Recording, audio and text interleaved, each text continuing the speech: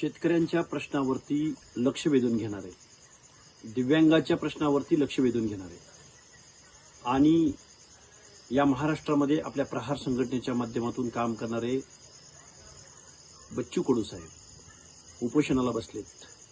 बच्चू कडू साहेबांना आमची विनंती आहे की आपण रस्त्यावरची लढाई या शेतकऱ्यांच्या संदर्भातली निश्चित लढू, पण तुम्ही तुमची तब्येत सांभाळणं खूप आवश्यक आहे।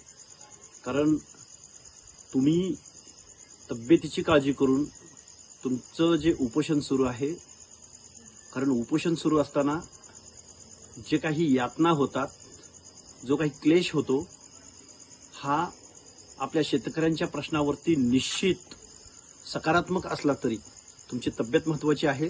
तुमच्या आंदोलनाला मी या महाराष्ट्रातल्या ओबीसी, विजयंती, एसबीसी, शोषित, वंचित शेतकरी समाजाच्या वतीनं मी तुम्हाला जाहीर असा पाठिंबा देत आहे। वेळ पडल्यास मी अमरावतीकडे यायला तयार आहे, येऊ सुद्धा शकतो, येतो, पण तुम्ही तब्येत सांभाळून उपोषण करावं। तुमच्या उपोषणाला माझा जाहीर पाठिंबा।